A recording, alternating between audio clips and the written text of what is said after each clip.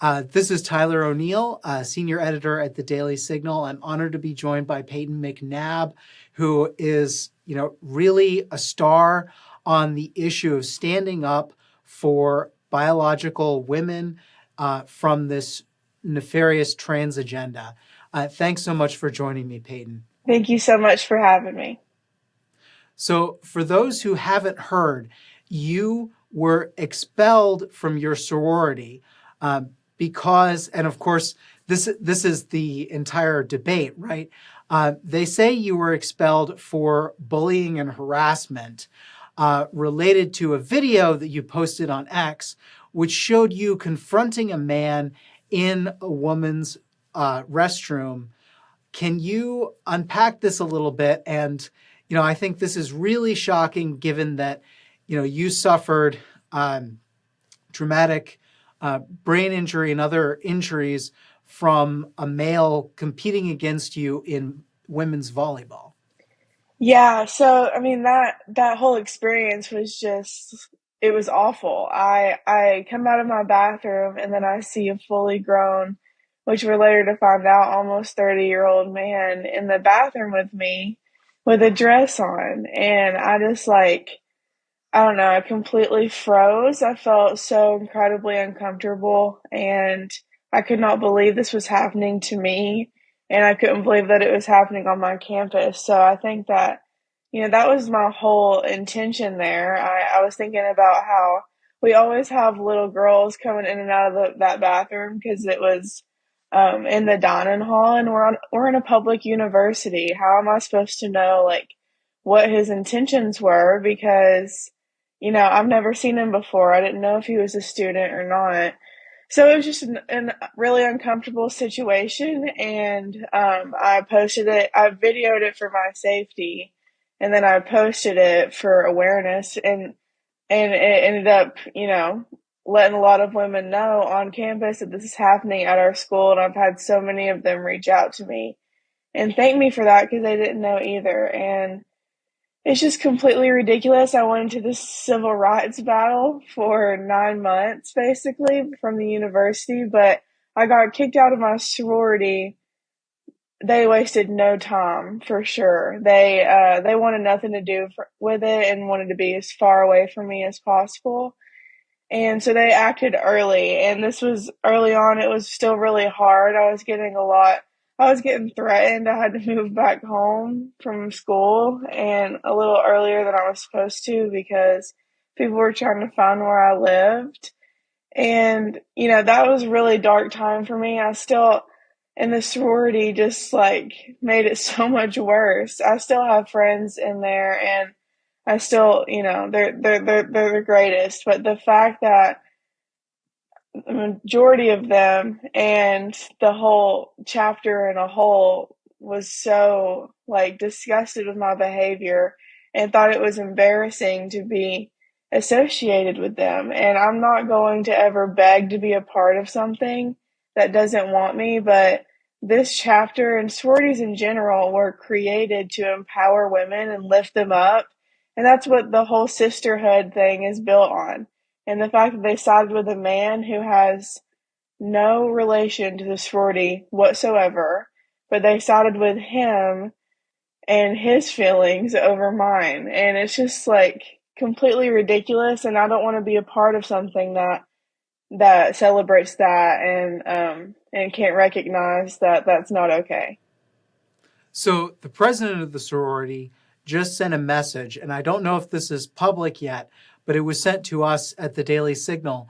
And the message says that your expulsion from the sorority had nothing to do with your advocacy against males in women's sports. Would you respond to that? I mean, it's just completely not true.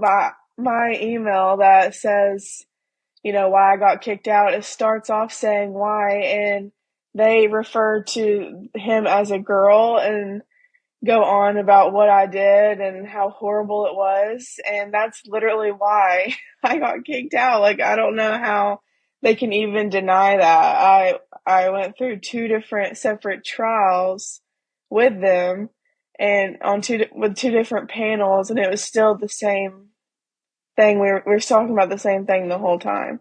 So for her to just, lie to cover herself up, I think that they're just trying to let this blow over, and that's just not the case. That's not going to be the case. I have DZ alums that have plenty of them that have reached out to me and, expressed their concerns with the chapter's decision. And, a lot of people from all over who have experienced similar things, and it's just not fair, and it's not just going to be swept under a rug. So they can keep lying and trying to cover it up, but I'm going to keep telling the truth.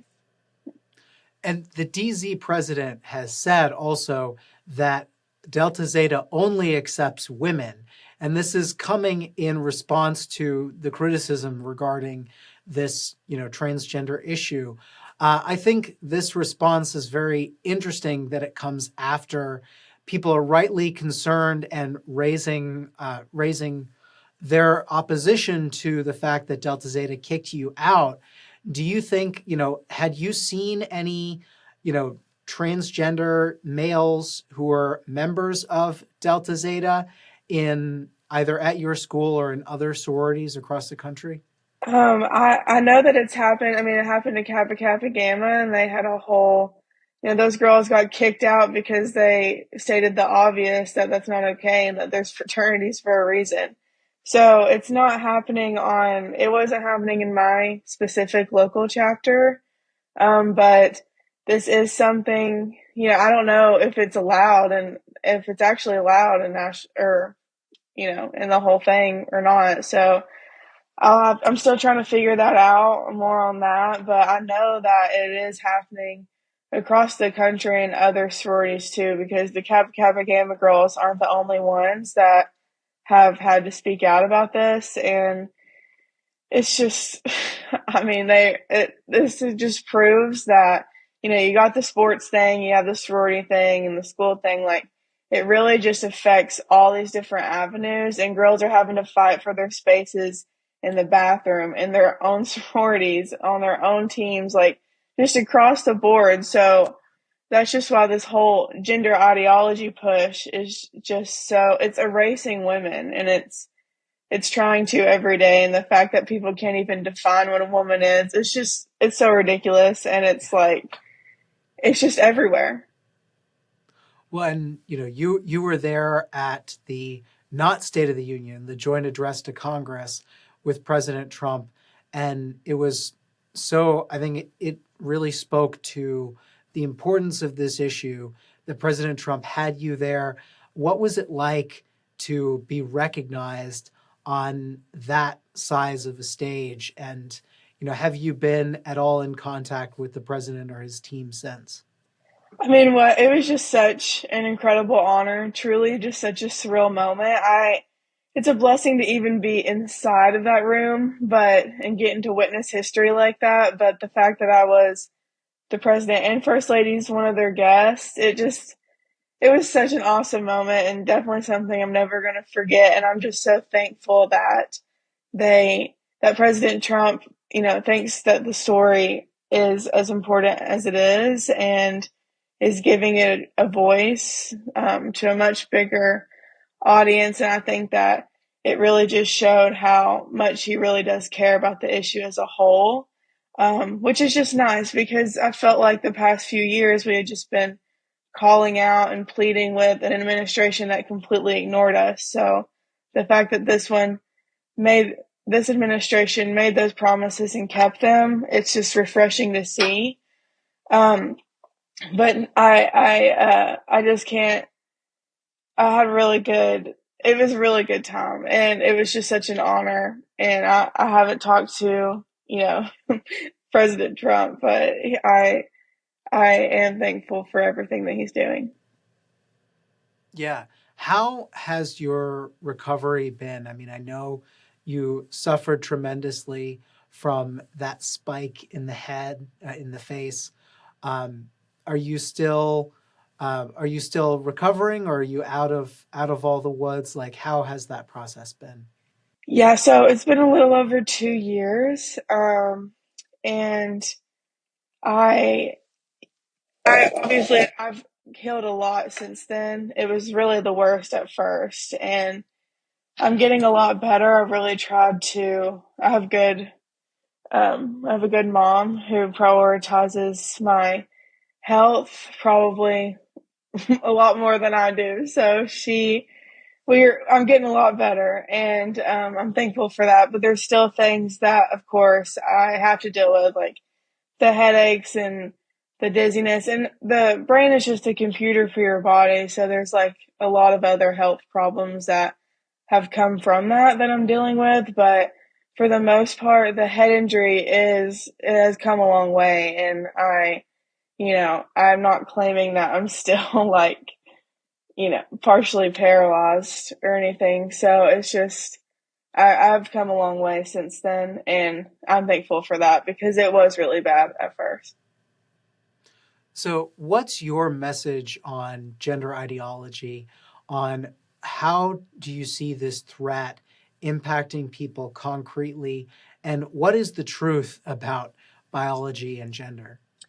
Yeah, so I would just say this gender ideology push is just so harming and detrimental because, this has affected me in multiple parts of my life, and not because I wanted it to. Like, I didn't choose any of it, and but it has affected all these different parts of my life, and it's all based off of a lie. So it's hard to deal with that, but this is happening all over. There's way worse situations happening to other people because, like I said, it's getting to where it's like literally everywhere. Like, it's in every avenue. So it's not true. And at the end of the day, it's biological reality and common sense. And it's hard when you try to get gaslit into not thinking about that, or not,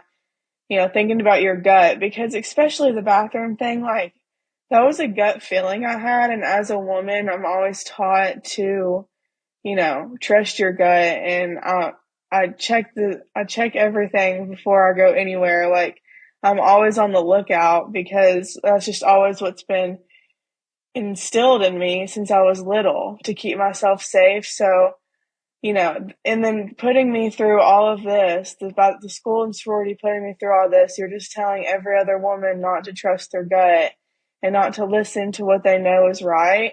And it's just sad because, like, something's going to happen, and it shouldn't be being allowed. So, you know, I'm, I don't think I did anything wrong. I know I didn't. And I trusted myself, and that's what you should be doing. So I think that what they did to me is going to kind of push women to be more silent because they don't want to go through that, because who would? But my message is that you can win because the truth is on your side.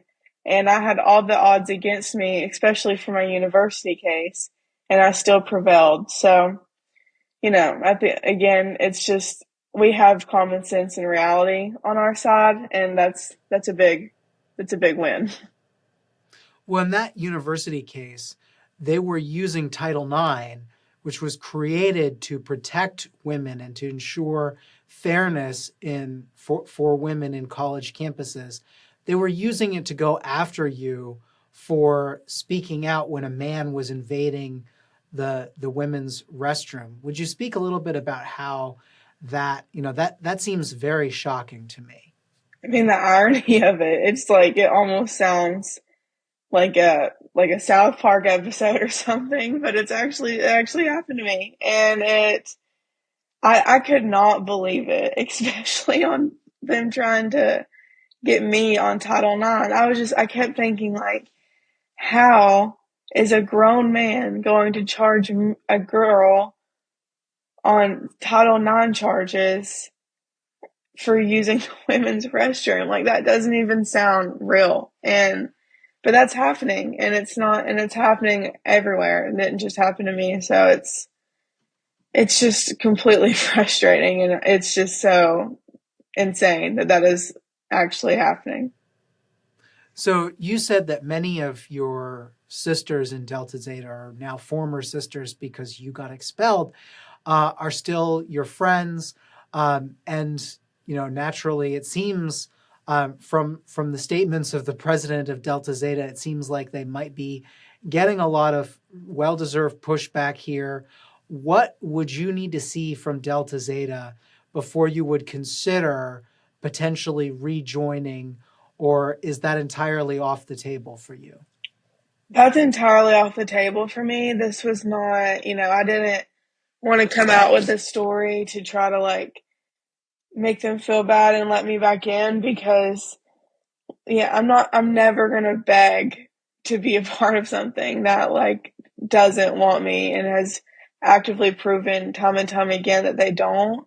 So, I think it's too late for that. I already tried to reinstate myself. I gave them that chance before I went public and they denied it. So, I tried that. And after that, I just thought, I'm never gonna do this. Like, if someone actively works against me and doesn't want anything to do with me and pushes me away, like at one of my worst times, like why would I want to be a part of that anymore? I don't. So that's completely off the table for me. And of course, I still have some lifelong friends in there, and I love them dearly. But besides them, I have nothing to do with Delta Zeta.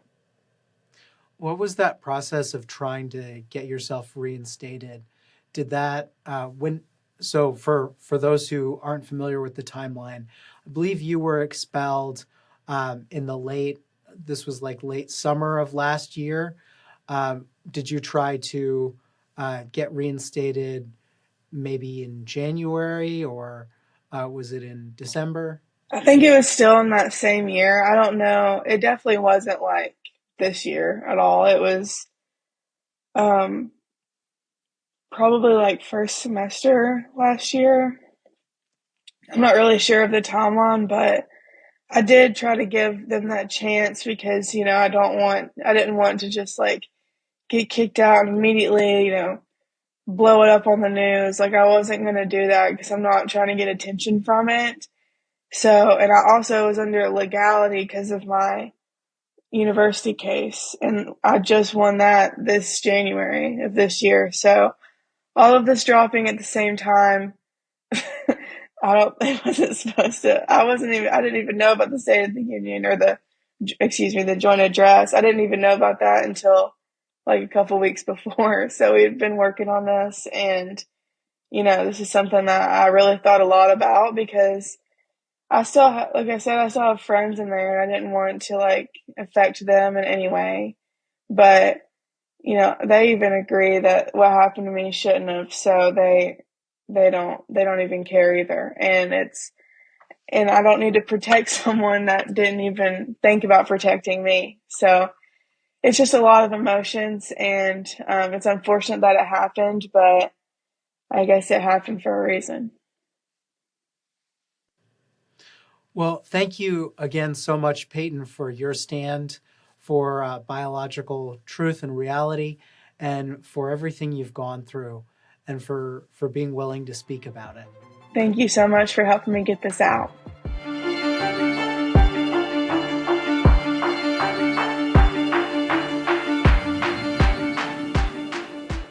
Subscribe to get the news the legacy media won't tell you and only the Daily Signal can bring to you.